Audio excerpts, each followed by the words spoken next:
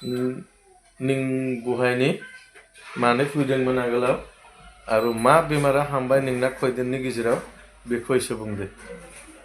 बेमाराबो मोजाङानो मोनबाय आरो दा सानाय सुनाया खमायबाय माने ओंखामफोरखौबो जानो हाबाय ओंखाम जानो हायामोन दा मोजां मोनलांगासिनो आरो मेगनफ्राबो एसे मोजां नुबाय नायनायफ्रा सानाय सुनायालाय गैला आरो सार। दे आदा बुं नों मानो फैबाय मा बेमार लानानै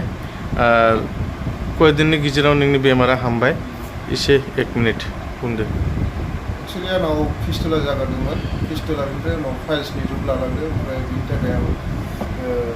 फाइल्सनि मुलि नागिरनानै सिगां डक्टरनि जादों एथ'ग्राफ इउसआव मोनाखै बेनिफ्राय बेवहाय इउटुबाव माखासे मोननानै नाम्बार मोननानै कल खालामनानै फैनानै दा मुलिखौ जानानै 10 दिनाव एकदमबारे मोजां मोनबाय आरो दा गैयि बायदि मोनबाय आरो। Thank you. खुलुमबाय लोगोफोर नोंथांमोनखौ बयखौबो दिनैनि गोदान भिडिअआव आं दंफैयो जाहैबाय दिनैहाय आइ लाभ बङाइगावनि एसे खोलाहा नथुनपारा गामियाव एबा टाउनावहाय जों सोर फैदों नोंथांमोना नायदो। ओरैहाय आंनि उनावहाय दङ SK बड' ब्लग बिथांजों आंजोंहाय फैदों आरो मानि थाखाय फैदों बिथाङानो गासैखौबो खेंफोरथि होसिगोन नोंथांमोना नाय भिडिअखौ। आरो नैबे SK ब्रादारजों आंजों दिनैहाय नैबे आइ लाभ बङाइगावनि एसे खोलाहा नथुनपारा जायगायाव जों दंफैयो। नोंथाङानो एसे फोरमायथिहरदो दिनैनि फैनायनि उद्देश्यखौ। थारमाने जों बङाइआव फैदों ओमफ्राय बङाइआव फैनानैहाय माखासे शपिंजों लोगोसे ओमफ्राय ओरैहाय दाख्लै बावैसो आं गोबांथार भिडिअ होखाबाय मानो होनना बुङोब्ला आइ लाभ बङाइगावनि एसे खोलाहा नथुनपारा होननायावहाय बिदिनो आयुर्वेदिक ट्रिटमेन्ट होग्रा माने आयुर्वेदिकनि मोजां मुलि मोनो दा गोबां मानसियानो मोजां जाबाय आरो ओमफ्राय आसा खालामदों जायफ्रा मोजां जायाखै बिसोरबो निस्सय मोजां जागोन ओमफ्राय सोरबा बायदिया बेबायदिनो मुलि लोंनानै लगे मोजां जादों हामबाय ओमफ्राय बेफोरबायदिनो आरो बेमारा जानोब्ला गोरलै गानोब्ला गोब्राब जेरै लेवारनाखौ खेबसेनो बोखानानै गारनाय बेबायदि बेमारा हामा दा सोरबा बायदिया हामदों खाफाल मोजांनि थाखाय बाख्नायथाव। ओमफ्राय दा सारा आंखौ लिंहरनायलाय ओमफ्राय दसे आंनाव फै होननानै हाबफै होनना बुंनायलाय माखासे गोदान मुलिफोर सफैदों नों एसे हायोब्ला अननानै आपडेट खालामना होलां होननानै बुंनायलाय ओमफ्राय दा आंबोथ' लिंहरजानाय हिसाबै फैबाय आरो जास्ट एसे जानाय लोंनायबो खालामदों नोंसिनि थाखाय होननानै बुंनायखाय लिंहरनायखाय सारा लिंहरबाय थानायखाय जों फैदों आरो ओमफ्राय दा दिनैहाय माखासे मोजां मुलिफोरबो सफैदों जानांगौ साननिफ्रायनो जों डिटेल्स मिथिनानै लांगोन। ओमफ्राय गोबाङानो मोजां जाबाय आरो फ्राय आंनि मोखाङावबो बुंदों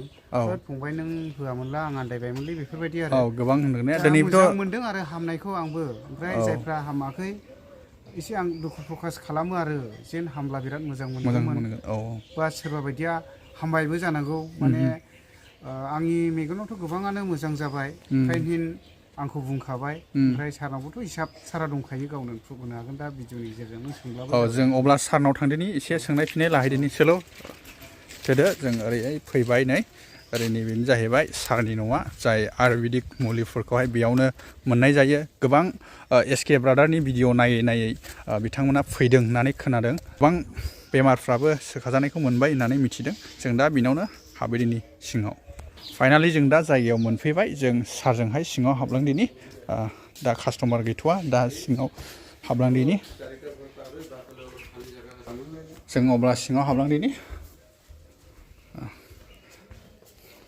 नमस्कार सार।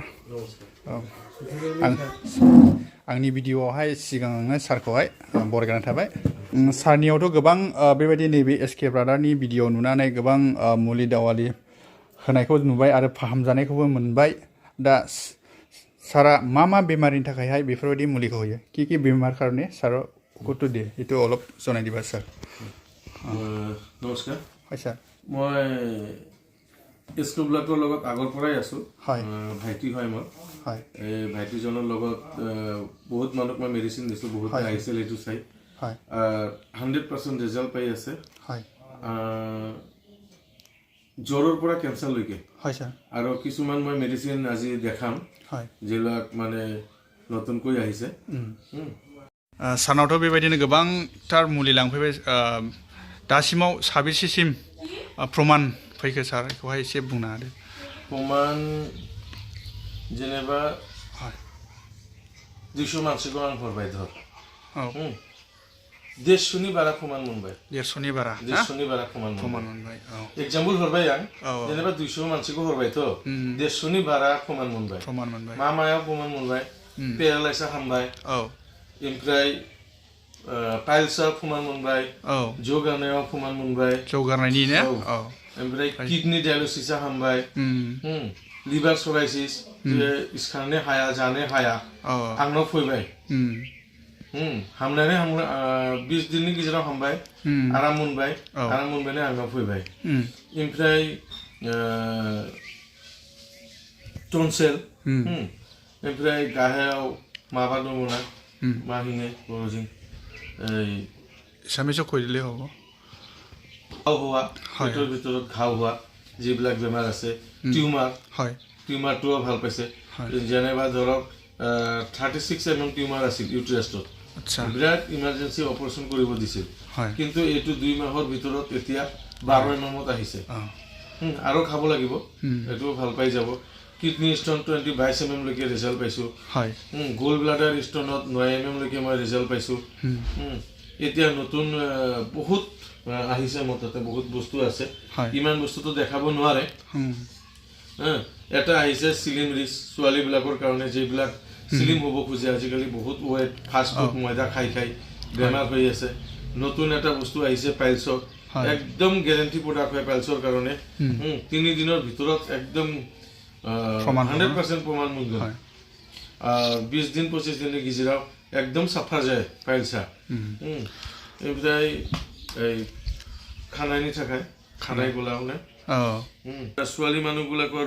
প্ৰব্লেম আছে ভিতৰীয়া প্ৰব্লেম এইটো কাৰণে এটা নতুন প্ৰডাক্ট আহিছে সেই প্ৰডাক্টটো মই এপ্লাই কৰিছো বহুত ভাল প্ৰডাক্ট হয়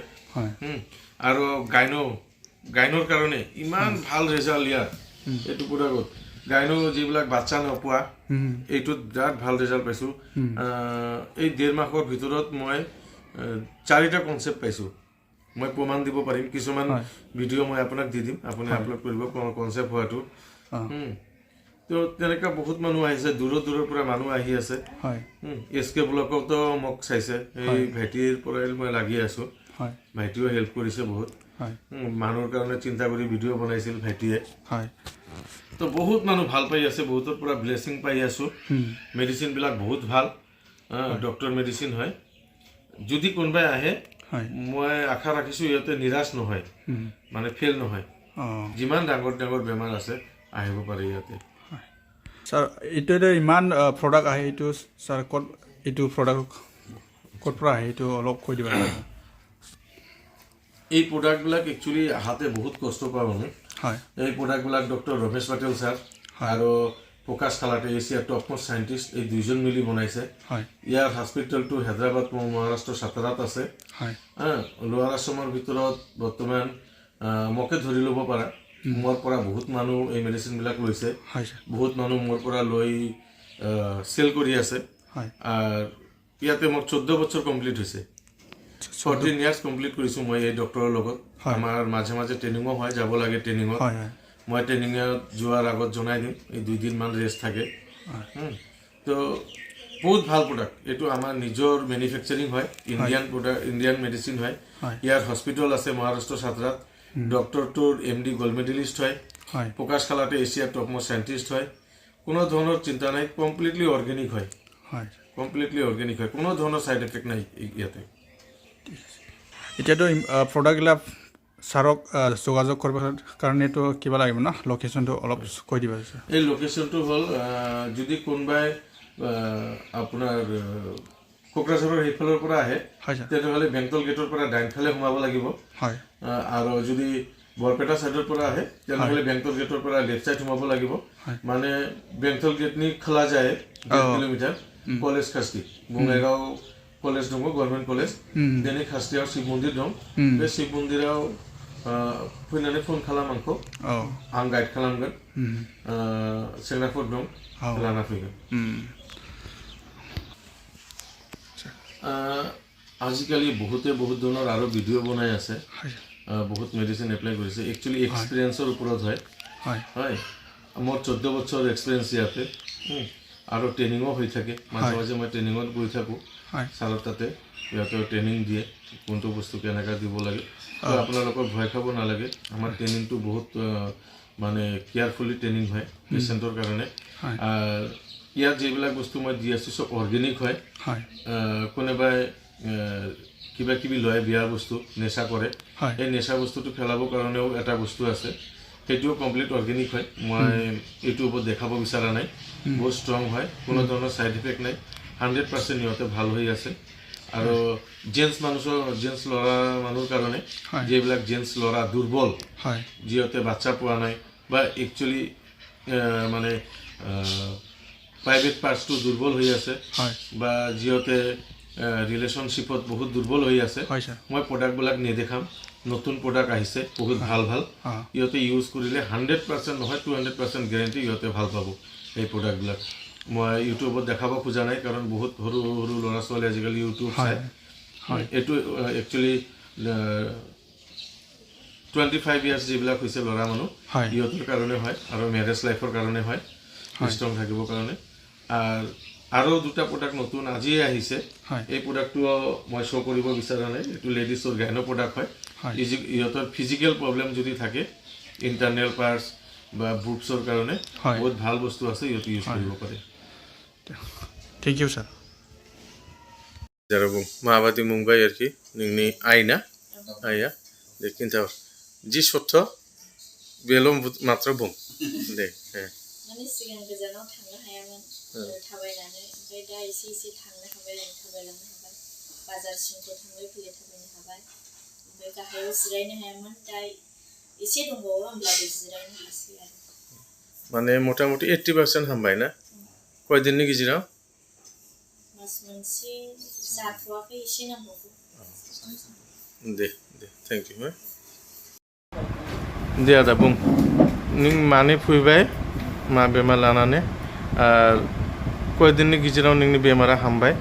एसे 1 मिनिट बुंदो एक्चुअली आंनाव फिस्टुला जागारदोंमोन फिस्टुलानिफ्राय उनाव फाइल्सनि रुप लालांदों ओमफ्राय बिनि थाखाय आं फाइल्सनि मुलि नागिरनानै सिगां डक्टरनि जादों एथ'ग्राफ इउज मोनाखै बेनिफ्राय बेवहाय इउटुबाव माखासे मोननानै नाम्बार मोननानै कल खालामनानै फैनानै दा मुलिखौ जानानै 10 दिनाव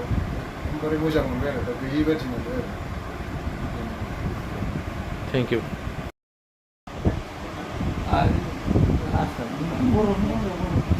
फैनानै मोजां मोनबाय आं मुलिखौ ओमफ्राय रावनोबो खिन्थानो आं बिनि मुलिखौ जाना मोजां मोनबाय आं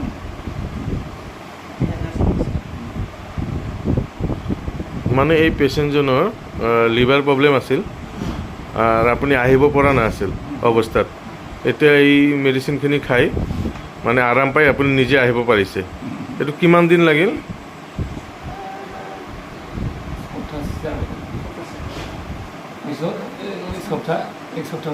আচ্ছা ঠিক আছে थैंक इउ फैबाय दाखालि आरो मा जादों नोंजों नोंना मा बेमार दं बेखौ खिन्थाहर आंनाव थाइरयड जादोंमोन ओमफ्राय कलेस्ट्रलबो जादोंमोन ओमफ्राय आय'डिनबो खम बावहाय आं मुलि जानानै मोजां मोनदों बे साननिफ्राय मुलिखौ लानानै जाहैनानै एसे मोजां मोनदों कयदिनाव मोजां मोनबाय एक सप्ताह 5 दिन जाबाय दिनैजों आं जानाया दे थेंक इउ नों मा लाबोदों आंनिफ्राय मानि थाखाय आरो माबादि जाबाय आङो माने बिमानो बिदि लोंबाय थानायखाय लांदोंमोन आरोना बेलेगनि न'आव थांदोंबाबो जेन'बा गावनिनो असे बिमा मोजां जाथों होननानै लांदोंमोन आरो ओमफ्राय दाथ' सप्तासेजोंनो 7 दिनजोंनो प्रमान मोनदों आरो एसे न'आव थायो आरो लोङाबो एसे साफाबो थादों आरो मानसिया नों बहायनि मानो फैदोंमोन आगोलाव आरो मा बेमारा हामबाय नोंना खयदिननि गेजेराव बेखौ एसे बुंदो बेमारालाय मोजाङानो मोनबाय आरो दा सानाय सुनाया खमायबाय माने ओंखामफोरखौबो जानो हाबाय ओंखाम जानो हायामोन दा मोजां मोनलांगासिनो आरो मैगंफ्राबो एसे मोजां नुबाय नायनायफ्रा सानाय सुनायालाय गैला आरो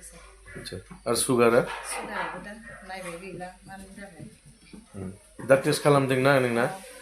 बेसेबां मोनबाय बेसेबां नायासै 108 100 108 नर्माल आरोखि कय दिननि गेजेराव जाबाय नोंना नर्माला 10 दिन दिनैजों 10 दिन दिनैजों 10 दिन 10 दिन 10 दिनाव आराम मोनबाय ओमफ्राय सुगारा एकदम कन्ट्रल जाबाय ना खाजाफोरबो मानिदों नों आरोखि मानिदों औ औ औ जायाखै दे मोजां होनबा थेंक इउ